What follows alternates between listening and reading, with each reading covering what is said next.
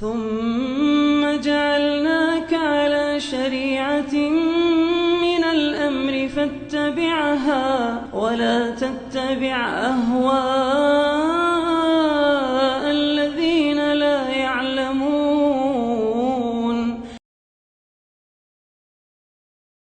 بسم الله. أعوذ بالله من الشيطان الرجيم. ألم تر إلى الذين خرجوا من ديارهم وهم ألوف حذر الموت فقال لهم الله موتوا ثم أحياهم إن الله لذو فضل على الناس ولكن أكثر الناس لا يشكرون. Terus dua ayat lagi. وقاتلوا في سبيل الله واعلموا أن الله سميع عليم. من ذا الذي يقرض الله قرضا حسنا فيضاعفه له أضعافا كثيرة والله يقبض ويبسط وإليه ترجعون. Bismillahirrahmanirrahim. Alhamdulillahi rabbil alamin. Wassalatu wassalamu ala al-mabuthi rahmatan lil alamin. Nabiyyina Muhammad wa ala alihi wa sahbihi wa man tabi'ahum bi ihsanin ila yaumiddin, amma ba'd.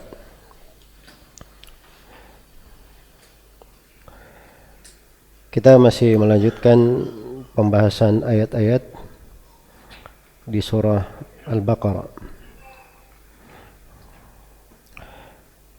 Telah kita dengarkan 3 ayat dari ayat yang ke-143 hingga ke-145. Qala Rabbuna Jalla wa Ala, A'udzu billahi minasyaitonir rajim. Alam tara ilal ladzina kharaju min diyarihim. Tidakkah kalian melihat kepada orang-orang yang keluar dari negeri-negeri mereka? Wahum uluf, dan mereka jumlahnya uluf, beribu-ribu. Hadarul maut, karena takut mati. Faqala lakumullahu mutu, maka Allah berfirman kepada mereka, matilah kalian. Kemudian thumma ahyahum, kemudian Allah menghidupkan mereka. Innallaha ladzu fadlin 'alan nasi walakinna aktsaran nasi la yashkurun. Sungguhnya Allah mempunyai karunia yang sangat besar terhadap manusia, tapi kebanyakan manusia tidak bersyukur, tidak mensyukurinya. Baik. Sini katakan alam tara ilal ladzina kharaju, tidakkah engkau melihat? Tidakkah engkau melihat? Khitab ini ditujukan kepada Rasulullah sallallahu alaihi wasallam atau mungkin ditujukan kepada siapa saja yang melihat ayat ini. Tidakkah engkau melihat ilal ladzina kharaju, kepada orang-orang yang kharaju, yang keluar. Ada yang mengatakan yang keluar ini kaum yang dimaksud adalah Bani Israel. Ada yang mengatakan selain daripada itu. Dan kebanyakan ahli tafsir menyebutkan bahwa itu adalah kaum dari Bani Israel. Itu tidak terlalu penting ya. Yang jelas ini kejadian telah terjadi. Alam tara ilal ladzina kharaju min diyarihim. Mereka keluar dari negeri-negeri mereka. Min diyarihim, keluar dari negeri mereka. Ad-diyar bisa diartikan rumah-rumah tempat tinggal mereka, atau dia keluar dari desa-desa, tempat-tempat yang mereka tinggal di situ, menetap padanya. Wahum uluf, dan mereka jumlahnya beribu-ribu. Jumlahnya beribu-ribu. Iya. Uluf ini jamak taktsir dari siga al-jumu'. Siga jamak menunjukkan at-taktsir, menunjukkan jumlah banyak. Biasanya kalau dia datang dengan siga jamak muannas, itu menunjukkan sedikit. Dan sebagian jamak juga dari jamak taksir, ada yang menunjukkan banyak, ada yang menunjukkan sedikit. Ini uluf dari hal yang menunjukkan jumlah yang banyak. Dari hal yang menunjukkan jumlah yang banyak. Iya. Ada yang mengatakan bahwa jumlahnya sekitar 3.000. Ada yang mengatakan 4.000. Ada yang mengatakan 8.000. Ada yang menyebutnya 10.000. Ada yang menyebutnya lebih 30.000. Ada yang menyebutnya 40.000. Ada yang menyebutnya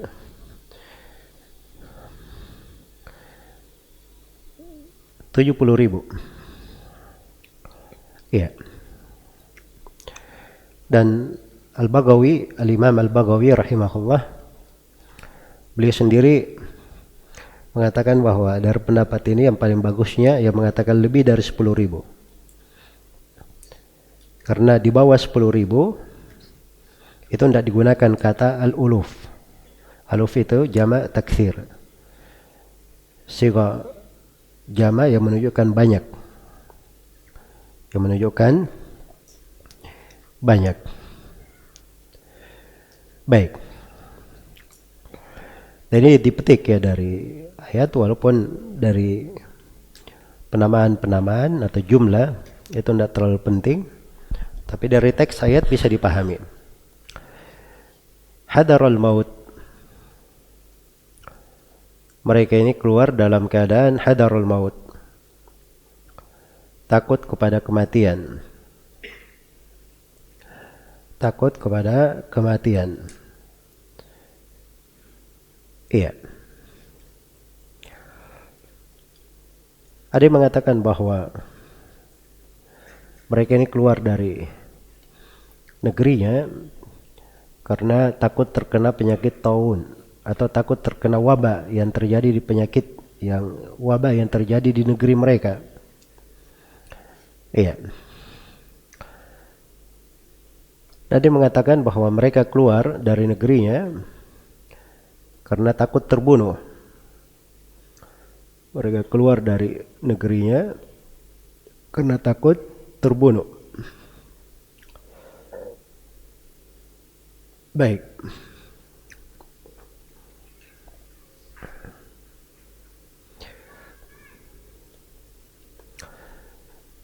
Dan semuanya mengandung kemungkinan ya di dalam ayat.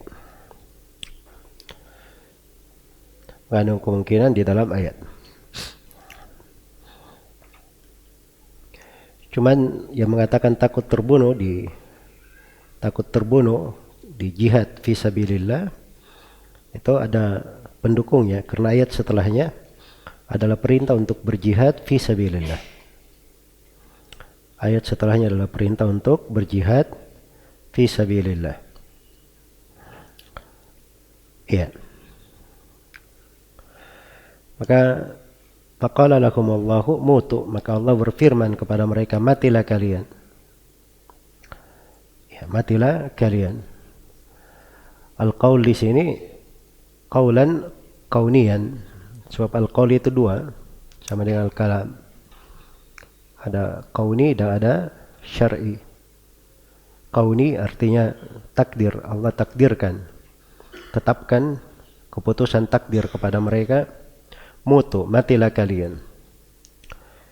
Ini sama dengan firman Allah, innama amruhu idza arada syai'an ayyaqula lahu kun fayakun.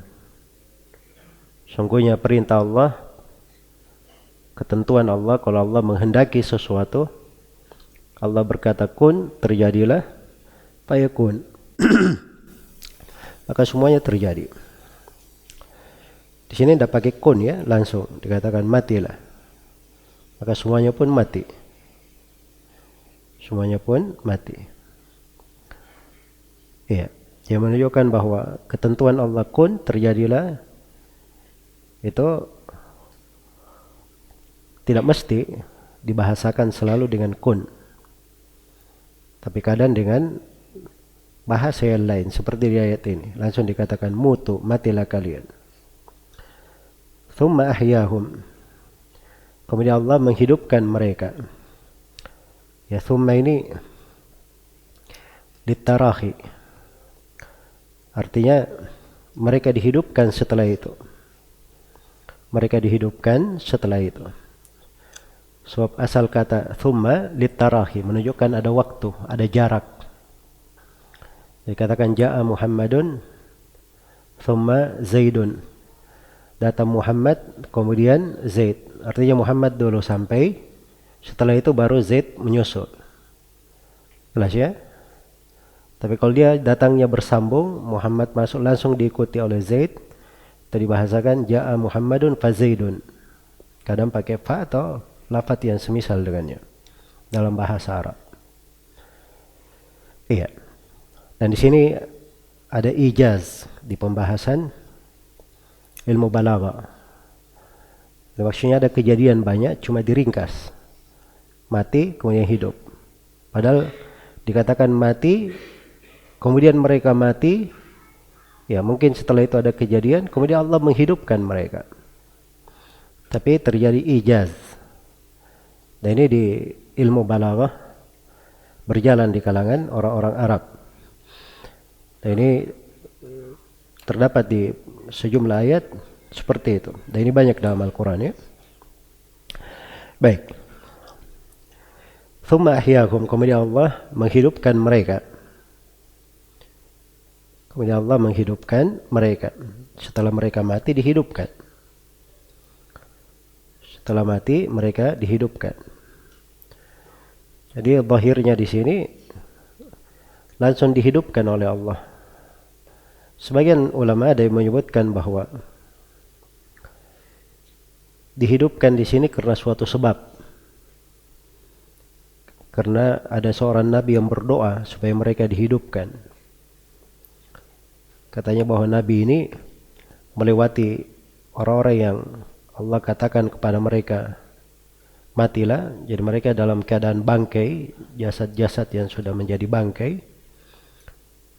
Maka nabi ini berdoa kepada Allah untuk menghidupkan mereka. Maka Allah pun menghidupkan mereka. Tapi di teks ayat tidak ada penyebutan sebab. Zahirnya Allah menghidupkan mereka tanpa ada doa seorang nabi. Itu zahir dari teks ayat. Dan itu terjadi ya. Allah menghidupkan mereka supaya mereka melihat dari tanda-tanda kebesaran Allah. Innallaha ladzu fadlin 'alan nas. Sungguhnya Allah memiliki keutamaan di atas manusia. Walakin aktsaran nasi la yashkurun. Tapi banyak manusia yang tidak bersyukur kepada Allah Subhanahu wa taala. Baik. Di dalam ayat ini terdapat beberapa pelajaran. Pelajaran yang pertama,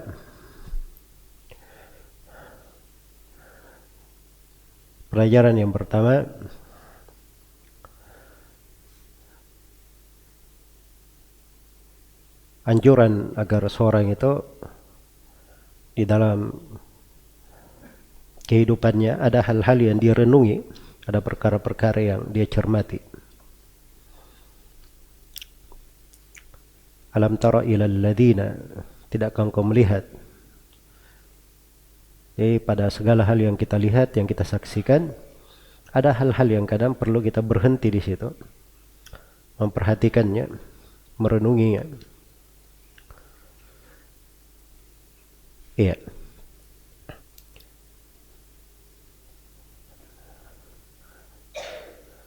Dan terdapat di dalam ayat bahwa tidak ada tempat lari dari takdir Allah Subhanahu wa taala.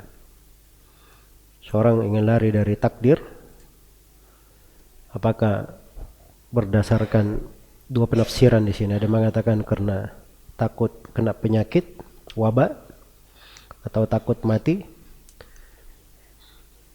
dia lari untuk menghindar dari kematian. Tidak bisa, dia terhindar dari takdir Allah. Kalau Allah takdirkan dia mati, dia akan mati dengan sebab yang lain.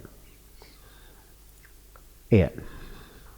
Karena mereka ini hadarul maut, takut kepada kematian, tapi akhirnya mati juga. Akhirnya mereka mati juga.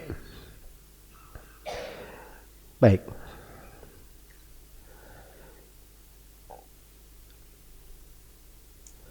Terkait dengan wabak, penyakit wabak, itu ada hukum tersendiri.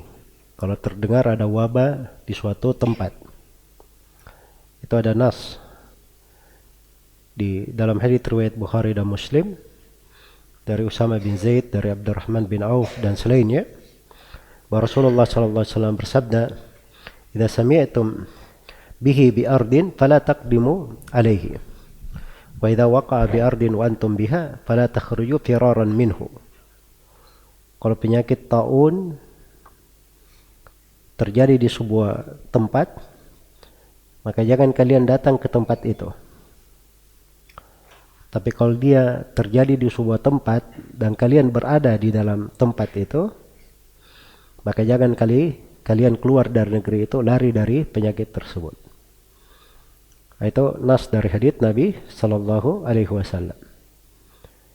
Jadi kalau ada wabak di suatu tempat, kita mau dengar tempat itu terkena wabak, jangan masuk ke sana. Tapi kalau kita di dalam sebuah negeri, terus di negeri tersebut terjadi wabak, maka kita tidak boleh keluar dari negeri tersebut karena lari dari penyakit. Jelas ya? Nah, ini dua pendidikan berbeda. Dua pendidikan berbeda. Jadi kalau terjadi di sebuah negeri, asalnya kita di kondisi afiat. Di kondisi afiat.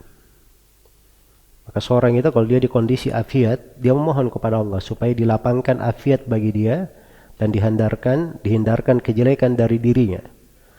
Makanya dia jangan masuk ke negeri yang terjadi wabak. Tapi kalau dia di dalam sebuah negeri terjadi wabak di situ, itu kondisi lain. Dia artinya sedang kena ujian dan cobaan. Ada takdir Allah berjalan padanya. Maka dia jangan lari dari negeri itu, keluar dari negeri itu, lari dari penyakit. Sebab itu ketentuan dan takdir Allah. Ketentuan dan takdir Allah Subhanahu wa ta'ala. Jelas ya? Baik. Jadi itu kesimpulan di dalam pembahasan ini. Dan Rasulullah sallallahu alaihi wasallam memberi wejangan fikih yang mendalam di dalam hal tersebut. Baik. Jadi tidak ada tempat lari dari takdir dan ketentuan Allah. Kata seorang penyair, "Wa man lam yamut bis-sayfi mata bi ghairihi, ta'addadatil asbabu wal mautu wahidu." Siapa yang tidak mati oleh tebasan pedang, dia pasti akan mati dengan sebab yang lain. Dia akan mati sakit, mati tertabrak, mati terjatuh, atau mati di atas ranjang. Kematian itu banyak sebabnya. Kematian itu banyak sebabnya, sedangkan mati itu cuma satu. Semua pasti akan merasakannya. Iya.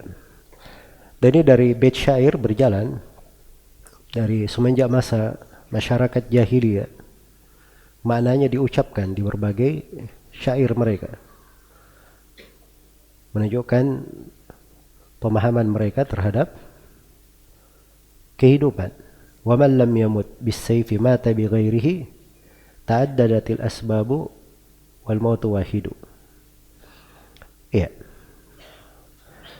Kemudian di dalam ayat juga terdapat kesempurnaan kemampuan Allah menghidupkan yang mati, mematikan yang hidup.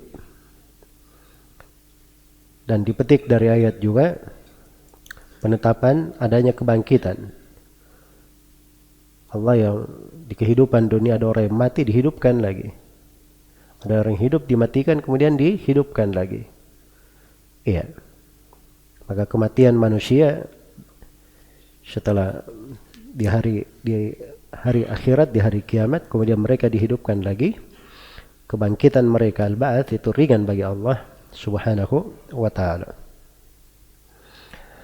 Dan terdapat bahwa Allah Subhanahu wa ta'ala menjelaskan ayat-ayatnya kepada manusia dan menyelamatkan mereka dari kebinasaan, itu adalah keutamaan darinya. Innallaha ladzu fadlin, sungguhnya Allah memiliki keutamaan alan nas, atas manusia. Kemudian di ayat juga terdapat bahwa nikmat Allah itu mencakup seluruh manusia, termasuk orang kafir. Dia juga dapat nikmat. Karena itu bahasanya alan nas, terhadap manusia. Ya. Terhadap manusia. Adapun orang kafir, nikmat itu hanya dia dapatkan di dunia. Untuk seorang mukmin, nikmat bagi mereka bersambung di dunia dan di akhirat. Terdapat di dalam ayat bahwa yang bersyukur, baik sebelum ke sana, iya. Jadi sini disebut dari keutamaan Allah, Allah Subhanahu wa ta'ala menghidupkan mereka setelah mereka dimatikan. Allah berfirman, matilah kalian, kemudian mereka hidup. Nah, disebut itu dari keutamaan Allah. Jadi Allah menghidupkan mereka setelah mereka dimatikan. Itu adalah bagian dari nikmat, bagian dari anugerah. Iya, bagian dari anugerah. Sudut terhitungnya sebagai nikmat, satu, tadi ada penetapan adanya hari kebangkitan. Penetapan adanya kebangkitan dan pembalasan. Dan sudut yang lain dari nikmat, karena itu adalah hal yang membuat orang itu menjadi berani untuk berperan di jalan Allah, untuk menegakkan perintah-perintah Allah. Itu nikmat. Jadi kalau dia tahu kematian dan kehidupan di tangan Allah, ya dia mau lari bagaimanapun, kalau Allah tetapkan dia mati, pasti mati, maka itu akan membuat dia berani untuk menjalankan apa yang diperintah dan mencari ridha Allah. Iya, mencari ridha Allah. Baik. Dan ini juga terdapat keutamaan. Innallaha ladzu fadlin, ada keutamaan bagi Allah di situ. Ketika seorang itu dihidupkan, maka itu sebab dia beramal. Tadinya dia mati, dihidupkan lagi. Subhanallah. Ketika dia mati, terputus amalannya, tidak bisa beramal. Tapi begitu Allah hidupkan mereka kembali, maka mereka dapat nikmat, bisa beramal lagi. Makanya nikmat seorang itu diberi umur, diberi kehidupan, itu anugerah dari Allah. Harusnya disyukuri. Harusnya disyukuri. Iya, sebagaimana sebagian manusia, ada yang mungkin kematian itu lebih bagus baginya daripada dia hidup. Sebab kalau dia hidup, mungkin dia akan terfitnah, jatuh di dalam dosa. Tapi Allah tutup dia dengan husnul khatimah, dimatikan di atas kebaikan, maka itu mungkin yang baik untuknya. Maka di dalam kesemuanya ada keutamaan dari Allah Subhanahu wa ta'ala. Innallaha ladzu fadlin 'alan nas walakinna aktsaran nasi la yashkurun. Kebanyakan manusia tidak bersyukur, menunjukkan bahwa yang bersyukur itu sedikit. Yang bersyukur itu sedikit. Ya. Baik. Faqala lahum Allahu mutu. Maka Allah berfirman kepada mereka, matilah kalian. Ini penetapan sifat al-qaul bagi Allah, bahwa Allah berfirman, berbicara. Dan pembicaraan Allah itu dengan huruf. Pembicaraan itu dengan huruf. Iya. Dan di sini juga seperti yang saya singgung tadi, penentuan ketetapan Allah itu, kalau Allah menghendaki sesuatu, dia berkata kun, terjadilah. Tapi di sini tidak ada pakai kata kun, langsung dikatakan matilah. Ya, matilah. Jelas ya? Itu di berbagai tempat tidak dipakai kata kun. Ya, kalau Allah menghendaki sesuatu, maka Allah akan berucap apa yang dia kehendaki, maka terjadi apa yang Allah kehendaki tersebut. Iya. Dan terdapat di sini pujian Allah Subhanahu wa taala terhadap dirinya, bahwa dia memiliki al-fadl. Dan telah syah di dalam hadits riwayat Bukhari dan Muslim bahwa la ahada ahabba ilaihi al-madah min Allah. Tidak ada siapapun yang lebih mencintai pujian melebihi Allah. Jadi Allah senang memuji dirinya. Dan Allah cinta hamba-hambanya yang memujinya, menyanjungnya. Iya. Karena itu dari ibadah yang sangat besar, seorang selalu menyanjung, memuji Allah terhadap nikmat-nikmat pemberian dan apa yang dia peroleh dari berbagai kebaikan. Kemudian di ayat setelahnya, waqatilu fi sabilillahi wa alamu annallaha sami'un alim. Dan berperanglah kalian di jalan Allah, dan ketahuilah sungguhnya Allah Maha mendengar lagi Maha mengetahui. Baik, ini ayat terkait dengan perintah kepada Nabi, kepada umat Nabi Muhammad sallallahu alaihi wasallam. Iya. Perintah kepada umat Nabi Muhammad sallallahu alaihi wasallam. Ini ayat dari surah Al-Baqarah. Surah Al-Baqarah itu surah Madaniyah. Adalah surah Madaniyah. Dan perintah jihad fi sabilillah itu mulai terjadi di Madinah dalam bentuk berperang fi sabilillah. Iya. Berperang fi sabilillah. Iya. Ya, kalau diarahkan kepada umat Nabi Muhammad sallallahu alaihi wasallam, ini mencocoki ya. Mencocoki. Iya. Karena pada ayat setelahnya juga anjuran untuk bersedekah. Anjuran untuk bersedekah. Itu salah satu pendapat di tengah ahli tafsir. Dan ada pendapat yang lain mengatakan bahwa perintah berperang di sini ini adalah perintah kepada orang-orang yang mereka yang dimatikan kemudian dihidupkan, yang keluar dari negerinya karena takut berjihad. Maka diperintah mereka setelah itu, setelah mereka dimatikan kemudian dihidupkan, begitu dihidupkan mereka diperintah untuk berjihad fi sabilillah. Iya, dan itu juga enggak ada masalah ya. Dan itu ucapan kebanyakan ahli tafsir. Ucapan kebanyakan ahli tafsir. Dan maknanya sama. Maknanya sama. Jadi kalau di umat yang telah lalu diperintahkan dan diterangkan hal itu oleh Nabi sallallahu alaihi wasallam di ayat-ayat Madaniyah, maka itu juga perintah untuk umat ini. Perintah untuk umat ini. Dan dikatakan di sini fi sabilillah. Fi sabilillah, di jalan Allah. Di jalan Allah. Ini menyangkut niat dan menyangkut amalan. Jadi niatnya ikhlas karena Allah. Dan amalannya itu sesuai dengan tuntunan syariat. Sesuai dengan tuntunan syariat. Sesuai dengan petunjuk Nabi sallallahu alaihi wasallam. Iya. Kemudian diingatkan wa'lamu anna Allah sami'un alim, menunjukkan bahwa perintah jihad ini adalah perintah yang wajib. Iya.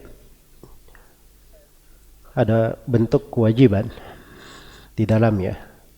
Karena itu diingatkan wa'lamu anna Allah sami'un alim. Ketahuilah bahwa Allah Maha mendengar lagi Maha mengetahui. Oke, ini bentuk dari peringatan. Jangan sampai menyelisihi dari perintah. Di dalam ayat ini terpetik beberapa pelajaran. Pelajaran yang pertama, perintah untuk memerangi orang-orang kafir. Dan itu hukumnya, hukum berjihad melawan orang kafir, secara umum hukumnya adalah fardu kifayah. Hukumnya adalah fardu kifayah. Apabila sudah tegak jumlah yang cukup, maka gugur kewajiban atas yang lainnya. Dan dia menjadi fardu ain pada 4 keadaan. Keadaan yang pertama, apabila kepala negara memerintah untuk berjihad. Kepala negara memerintah untuk berjihad. Kemudian keadaan yang kedua, apabila telah berjumpa 2 pasukan. Ya, kalau tadinya jihadnya disunnahkan, misalnya, kemudian sudah berjumpa 2 pasukan, maka itu jihad berubah menjadi fardu ain. Ya, berubah menjadi fardu ain karena sudah berjumpa 2 pasukan. Kemudian yang ketiga, apabila kaum muslimin diserang oleh orang-orang kafir, wajib berjihad, membela diri. Dan yang keempat, apabila belum terpenuhi jumlah yang cukup. Belum terpenuhi jumlah yang cukup.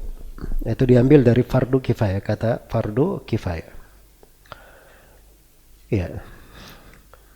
Ya, misalnya di dalam sebuah peperangan harusnya ada 10 orang pasukan berkuda, ya, maka mungkin 10 orang pasukan berkuda ini kalau belum cukup itu menjadi wajib atas mereka, karena fardu kifayah belum terpenuhi kecuali dengan keberadaan mereka.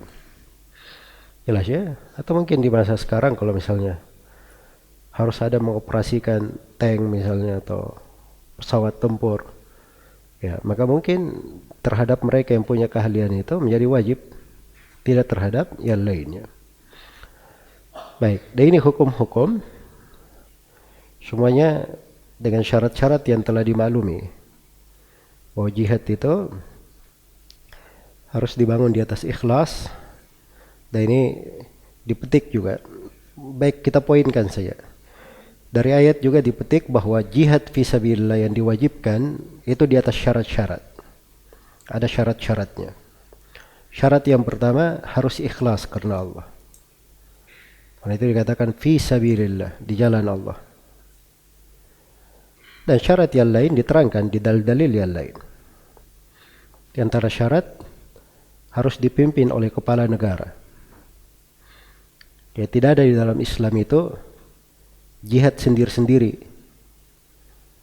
atau kelompok tertentu, atau dipimpin oleh suatu ormas, suatu organisasi. Itu bukan perbuatan jihad namanya. Jihad itu selalu di dalam agama dipimpin oleh kepala negara. Karena di dalam hadits Abu Hurairah riwayat Bukhari dan Muslim, Rasulullah sallallahu alaihi wasallam bersabda, "Innamal imamu junna yuqatalu min wara'ihi." Sungguhnya seorang kepala negara itu adalah perisai peperangan dilakukan dari belakangnya. Peperangan dilakukan dari belakangnya. Kemudian syarat yang ketiga dari syarat jihad, apabila kaum muslimin memiliki wilayah kekuasaan, memiliki negara. Karena itu tidak ada jihad di Mekah. Jihad itu bermula di Madinah di tahun kedua Hijriah. Setelah umat Islam punya wilayah kekuasaan. Kemudian syarat yang keempat, disyaratkan bahwa jihad itu di kondisi kaum muslimin memiliki kekuatan. Memiliki kekuatan. Karena itu di Mekah tidak ada jihad dengan tangan, dengan pedang. Ya, ada jihad dengan dakwah. Bahkan dilarang berjihad dengan tangan di Mekah. Itu keterangannya di ayat di An-Nisa surah Madaniyah. Diingatkan para sahabat akan kondisi mereka di Mekah dahulu. Alam tara ilal ladzina qila lahum kuffu aydiyakum wa aqimus salata wa atuz zakah. Tidakkah engkau melihat kepada orang-orang yang dikatakan kepada mereka, tahanlah tangan-tangan kalian, perintah menahan tangan. Tapi yang kalian lakukan, tegakkan salat dan keluarkan zakat. Iya. Kemudian syarat yang kelima, pada syarat jihad itu disyaratkan bahwa jihad fi sabilillah itu mewujudkan maslahat yang pasti bagi kaum muslimin. Maslahat yang pasti, tidak terjadi bahaya yang lebih besar di belakangnya. Iya. Jadi kalau maslahatnya tidak pasti, itu tidak disyariatkan jihad. Tidak disyariatkan berjihad. Jadi kalau maslahatnya pasti, umat Islam berjihad, pasti mereka menang, ya maka itu datang syariat. Datang syariat. Karena itu Al-Izz bin Abdissalam menyebutkan kesepakatan ulama bahwa apabila sebuah jihad itu ketika ditegakkan hanya menjadikan umat Islam itu terkalahkan dan mereka dihinakan oleh musuh, maka itu tidak disyariatkan. Itu adalah hal yang tidak disyariatkan. Baik. Jadi ini semuanya menggambarkan ya bahwa yang namanya jihad itu ada aturan-aturannya, ada ketentuan-ketentuannya. Nah, sembarangan seorang berbicara di dalamnya. Nah, urusan jihad itu terkait dengan negara, terkait dengan kepala negara, bukan urusan orang per orang. Iya. Dan keberadaan jihad itu mesti di tengah umat. Itu simbol sebuah negeri, kekuatan mereka, dan wibawa mereka. Itu wibawa mereka.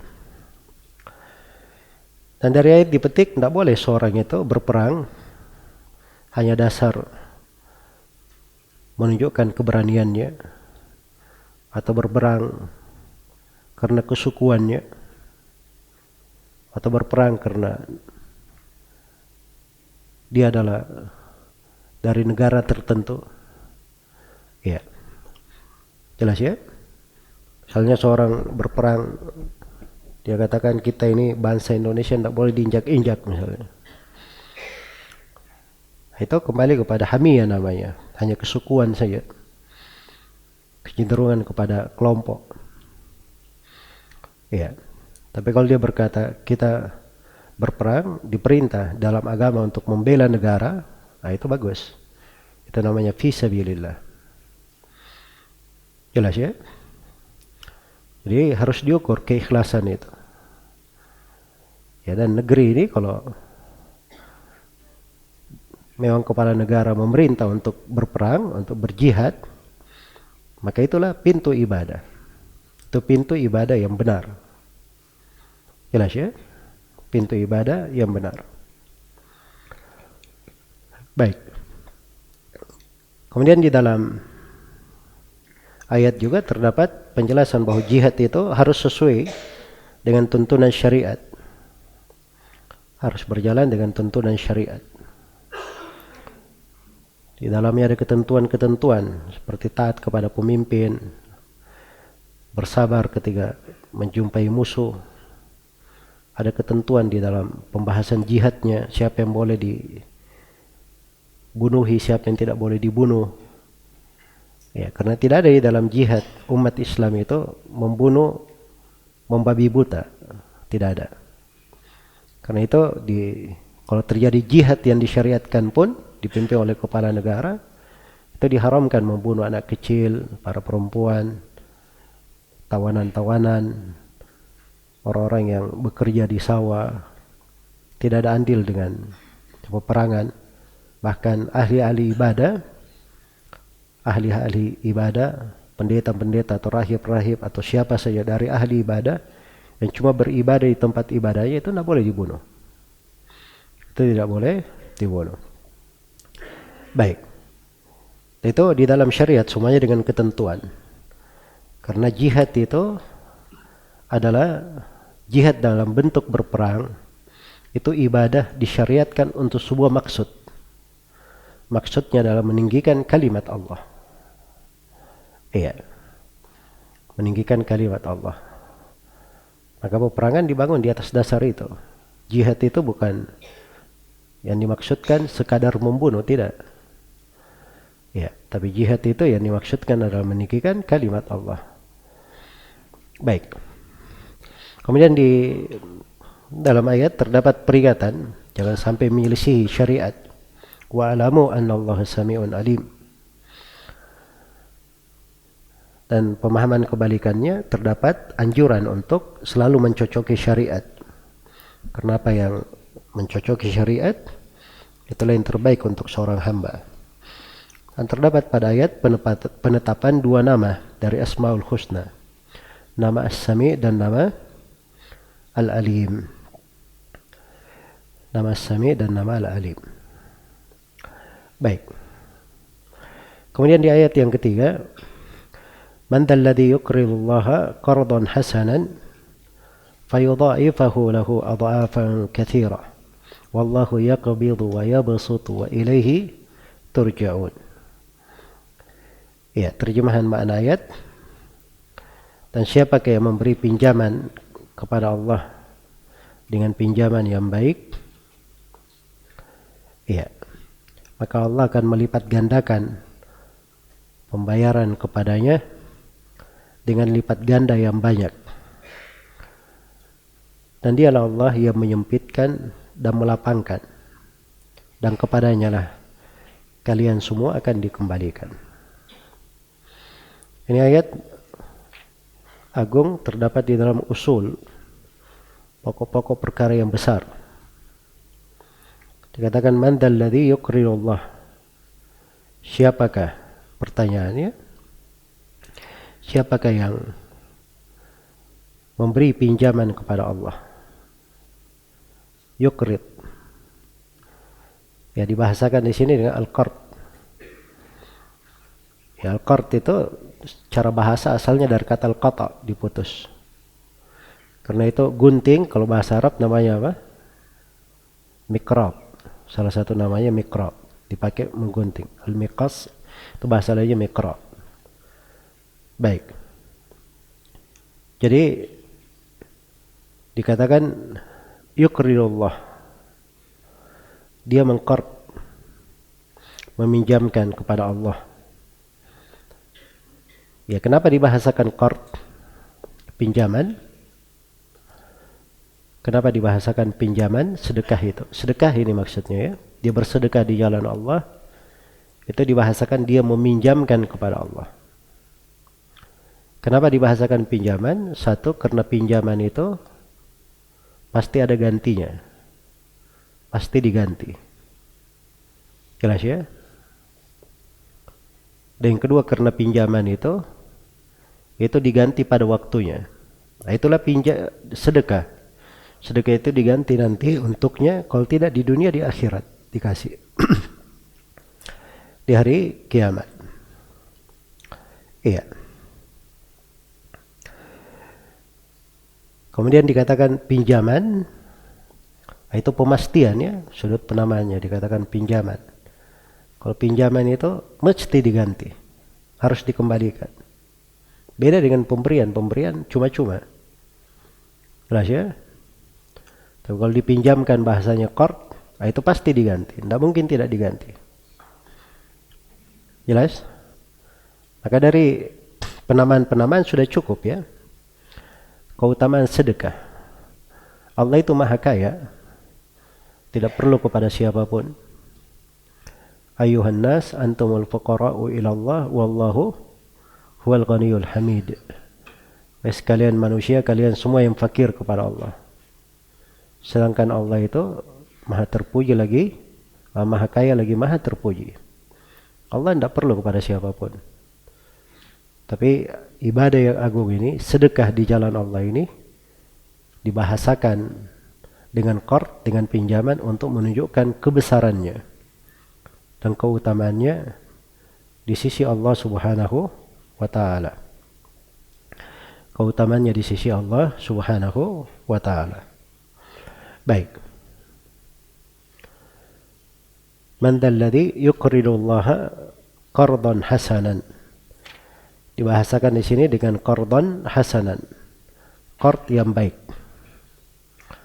Qardan hasanan, apa yang dimaksud dengan qardan hasanan? Iya. Itu ada beberapa ucapan dari para ulama ahli tafsir. Ada beberapa ucapan dari para ulama ahli tafsir di dalam hal ini. Oleh Syekh Ibnu Utsaimin rahimahullah, beliau meringkasnya. Beliau katakan bahwa qardun hasanan itu adalah apa yang mencocoki 5 syarat. Syarat yang pertama, dia ikhlas karena Allah. Iya. Jadi dia lakukan itu ikhlas. 1. Dan yang kedua, maksudnya ikhlas dia cuma mencari pahala dari Allah. Tidak mencari sanjungan manusia, pujian manusia. Dia mencari pahala dari Allah Subhanahu wa ta'ala. Kemudian syarat yang kedua, pinjaman yang baik itu dari harta yang halal. Karena bahasanya saya qardan hasanan, dari harta yang halal. Kalau hartanya tidak halal itu bukan hal yang baik. Innallaha thayyibun la yaqbalu illa thayyiba. Sungguhnya Allah maha baik, tidak terima kecuali yang baik-baik saja. Kemudian yang ketiga, disyaratkan dia memberikan harta itu dengan kerelaan jiwanya, dengan ketulusan hatinya. Ya, bukan karena terpaksa, bukan pula karena terdesak. Iya. Kemudian yang keempat yang dikatakan qardan hasanan, apabila dia meletakkan sedekah itu pada tempat yang tepat. Dia meletakkan sedekah tersebut pada tempat yang tepat. Ya, misalnya dia sedekahkan kepada orang yang fakir, orang yang miskin, atau kepada maslahat yang pas. Dan syarat yang kelima, sedekahnya itu tidak diikuti, tidak beriringan dengan man dan ada, mengungkit-ungkit atau mengganggu atau menyakiti. Ya, dia bersedekah tapi setelah itu dia ingat, ya kamu juga dulu kamu begini, ya saya juga yang beri kamu. Itu mengungkit-ungkit namanya. Atau diambil, dia bersedekah ini, dia kasih 100.000, tapi dia iringi dengan apa? Dengan celaan. Ambil mini pala-pala misalnya. Hah? Nah, itu kan mencela namanya. Nah, itu adalah hal yang tidak dibenarkan. Jadi qardan hasanan, pinjaman yang baik itu disertai berapa syarat? 5. Apa itu? Pertama ikhlas, yang kedua harta yang halal, yang ketiga kerelaan jiwa, yang keempat pada tempat yang tepat, yang kelima tidak diikuti dengan mengungkit atau menyakiti. Baik, itu 5 hal disebut oleh Syekh di sini. Ya, kalau tanya dari mana dalilnya, semuanya ada dalilnya sebenarnya secara sendiri. Tapi di penafsiran para salaf tentang qardun hasanan tidak keluar dari sini. Kalau baca di buku-buku tafsir, ucapan-ucapan ahli tafsir, nafsirkan qardun hasanan itu tidak keluar dari 5 hal tersebut. Baik.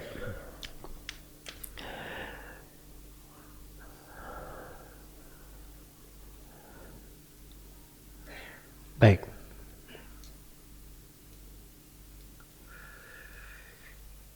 Ini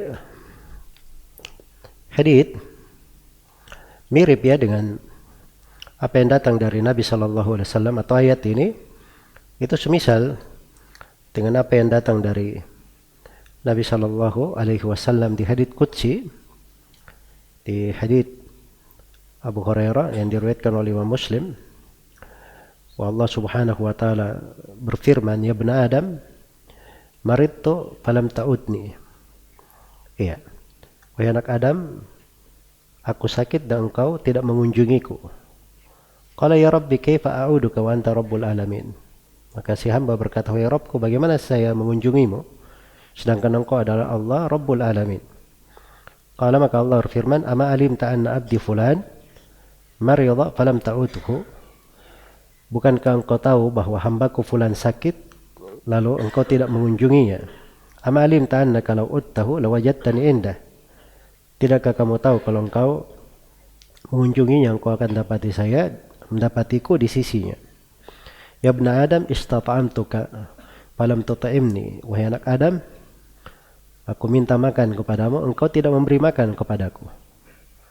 Maka si hamba berkata, wahai Rabbku, bagaimana aku memberi makan? Saya memberi makan kepadamu sedangkan engkau ada Allah Rabbul alamin, Rabb semesta alam.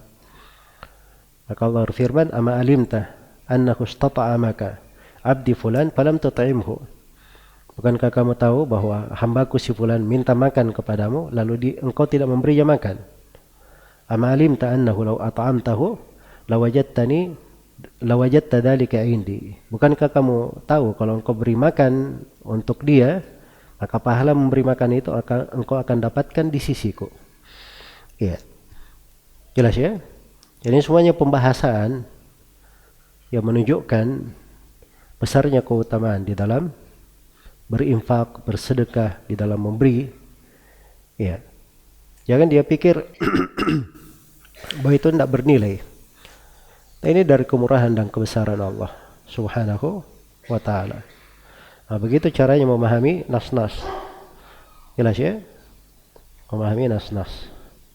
Baik. Kemudian di akhir ayat dikatakan fayudha'ifahu lahu adha'afan katsira, maka dilipat gandakan untuknya kelipatan yang sangat banyak. Adha'af saja itu sudah banyak ya, karena berlipat-lipat. Terus ditakkid dengan katsira, kelipatan yang sangat banyak. Ya, kelipatan yang sangat banyak. Berapa kelipatan yang sangat banyak ini? Nah, ini enggak disebutkan di sini. Cuma di ayat akan datang nanti, mathalul ladzina yunfiquna amwalahum fi sabilillah kamathali habbatin ambatat sab'a sanabil fi kulli sumbulatin mi'atu habbah wallahu yudha'ifu liman yasha. Itu perumpamaan orang yang bersedekah. Satu habbah, satu biji itu hasilnya 700. Satu biji dia tanam, tumbuh satu tangkai ada 7.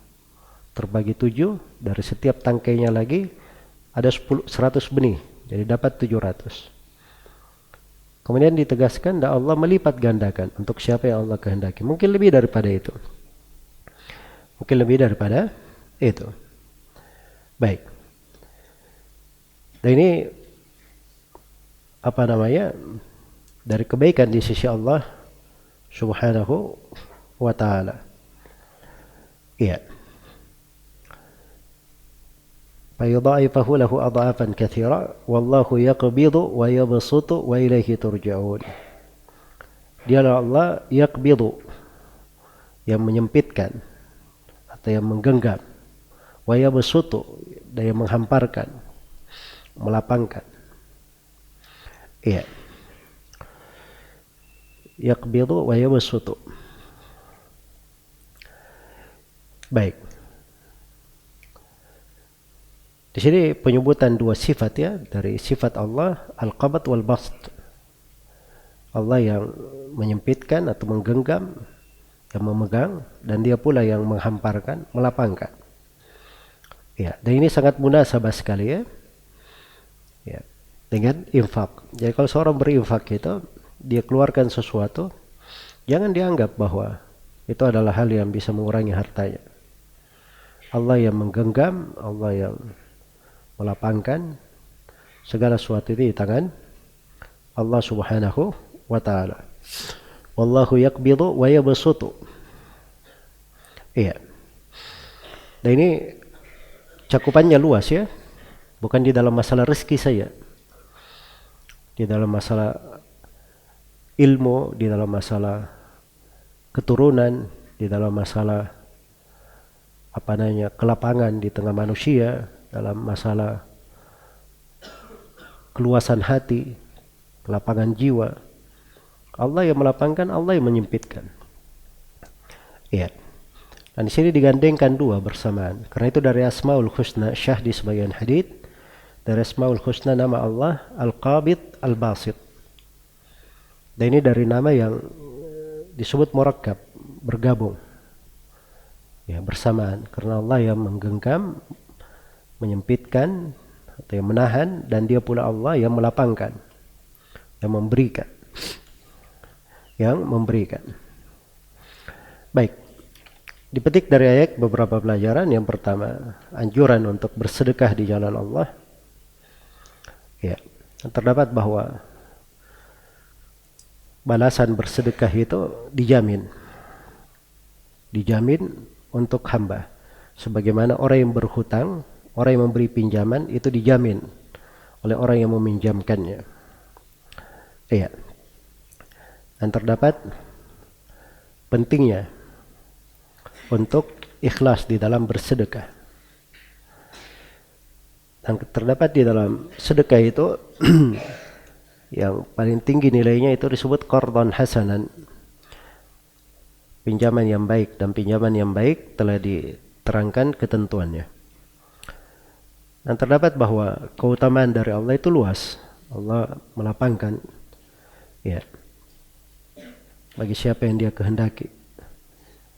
Sebagaimana Allah Subhanahu wa ta'ala di tangannya segala sesuatu. Ya, di tangannya segala sesuatu. Dan terdapat bahwa kesempurnaan rububiyah Allah. Kalau Allah menghendaki sesuatu, sempit maupun lapang, tidak ada yang bisa menahannya. Dan ini ayat semakna dengan hadits. Ada isyarat akan makna hadits. Hadits riwayat Muslim, ma naqasat sadaqatun min mal. Sedekah itu tidak pernah mengurangi harta. Seorang kalau bersedekah, jangan takut kekurangan. Itu bukan sebab kefakiran. Karena itu pinjaman diberikan kepada Allah. Seorang tidak perlu khawatir itu akan hilang. Dan terdapat penetapan